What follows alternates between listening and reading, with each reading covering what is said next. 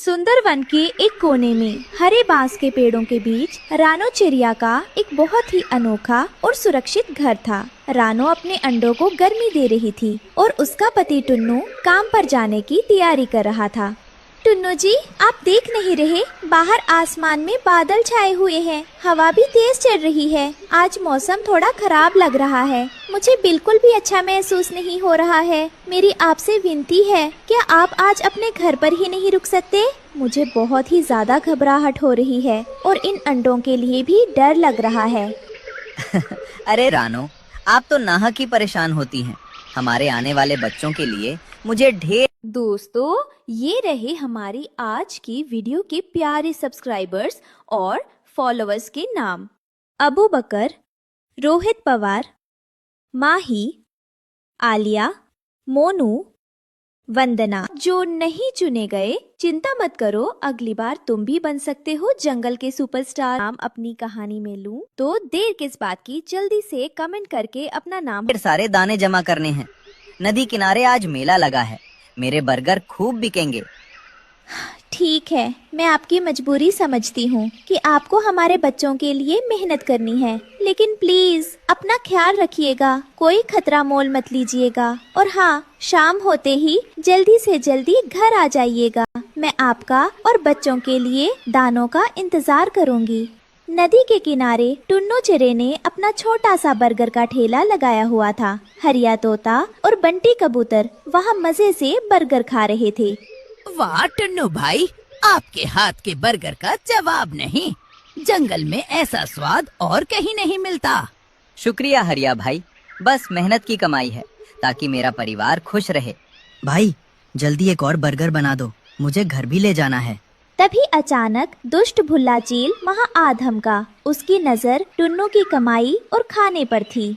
ओए टुन्नू, आज बहुत कमाई हो रही है, चल सारा खाना और दाना मेरे हवाले कर दे, वरना अच्छा नहीं होगा। माफ कीजिए भुल्ला भाई, ये मेरे बच्चों के लिए है, मैं आपको मुफ्त में कुछ नहीं दे सकता। मुझे ना कहता है, तुच्छ पक्षी। भुल्ला चील ने गुस्से में अपने पंख से टुन्नू को जोरदार धक्का दिया। टुन्नू संभल नहीं पाया और सीधा गहरी नदी में जा गिरा। उसे तैरना नहीं आता था, वो डूब गया। भुल्ला चील वहाँ से हंसता हुआ उड़ गया। शाम ढल चुकी थी। रानो दरवाजे पर टकटकी लगाए इंतजार कर रही थी। तभी कालू कौवा वहाँ हाफता हुआ आया। रानो बहन, बहुत बुरा हुआ। क्या हुआ कालू भैया, आप ऐसे घबराए हुए क्यों हैं? सब ठीक तो है? और टुन्नू जी अब तक क्यों नहीं आए? क्या उन्होंने आपको कोई संदेश भेजा है? आप मुझे साफ साफ बताइए, मुझे बहुत चिंता हो रही है। टुन्नू अब नहीं रहे, भुल्ला चील ने उन्हें नदी में गिरा दिया। अब वो कभी वापस नहीं आएंगे। नहीं, ये झूठ है, ये नहीं हो सकता। आप मजाक कर रहे होंगे। टुन्नू जी मुझे छोड़कर कैसे जा सकते हैं? मेरे बच्चे, मेरे आने वाले बच्चे तो अब जन्म से पहले ही यतीम हो गए। अब मेरा और इन मासूम अंडों का क्या होगा? मैं अकेले इस जंगल में कैसे रहूंगी और इन्हें कैसे पालूंगी? जंगल के दूसरे कोने में काली चट्टानों के पीछे काला नाग रहता था। उसे हवा में उड़ती हुई खबर मिल चुकी थी कि रानो अब अकेली है।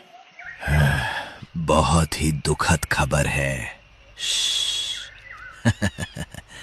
लेकिन मेरे लिए खुशखबरी है, टुन्नू मर गया। अब उस हरे बांस के घर में घुसना आसान होगा। रानो अकेली मेरे जहर का सामना नहीं कर पाएगी। आज रात का खाना रानो के ताजे अंडे होंगे। जंगल के सभी पक्षी बरगद के पेड़ पर जमा थे। सब डरे हुए थे। सुना तुमने? काला नाग आज रात रानो के घर हमला करने वाला है। हमें रानो की मदद करनी चाहिए, बेचारी अकेली है। नहीं, हम अपनी जान खतरे में नहीं डाल सकते। काला नाग और भुल्ला चील दोनों बहुत खतरनाक हैं।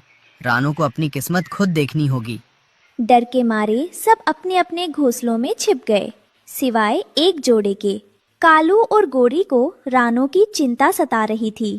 कालू जी, हम रानो को ऐसे अकेला नहीं छोड़ सकते, हमें कुछ करना होगा।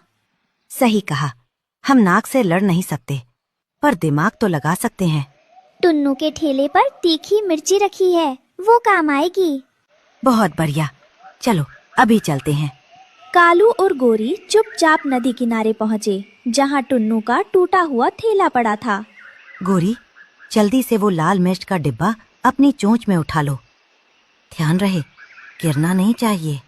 मैंने उठा लिया है, लेकिन बुल्ला चील का क्या करेंगे? उसका इंतजाम मैं करता हूँ। तुम रानो के घर पहुँचो, मैं भुल्ला को वहीं लेकर आता हूँ। कालू कौवा उड़कर ऊंची पहाड़ी पर गया, जहाँ भुल्ला चील सो रहा था। अरे ओ जंगल के राजा, तुम यहाँ सो रहे हो और वहाँ वो काला नाग तुम्हारी बेइज्जती कर रहा है। कौन है? क्या बकवास कर रहे हो? वो नाग रानो के घर जा रहा है और कह रहा था कि चील तो डरपोक है, मैं उसके इलाके का शिकार खा जाऊंगा और वो कुछ नहीं कर पाएगा। उस रेंगने वाले की इतनी हिम्मत! आज मैं उसे जिंदा नहीं छोड़ूंगा। काला नाग रानो के हरे बांस के घर पर लिपटता हुआ ऊपर चढ़ रहा था। रानो अपने अंडों के ऊपर पंख फैलाकर बैठी कांप रही थी। रानो, अपने अंडे मेरे हवाले कर दे, शायद मैं तुझे जिंदा छोड़ दूं। खबरदार, अगर एक कदम भी आगे बढ़ाया तो।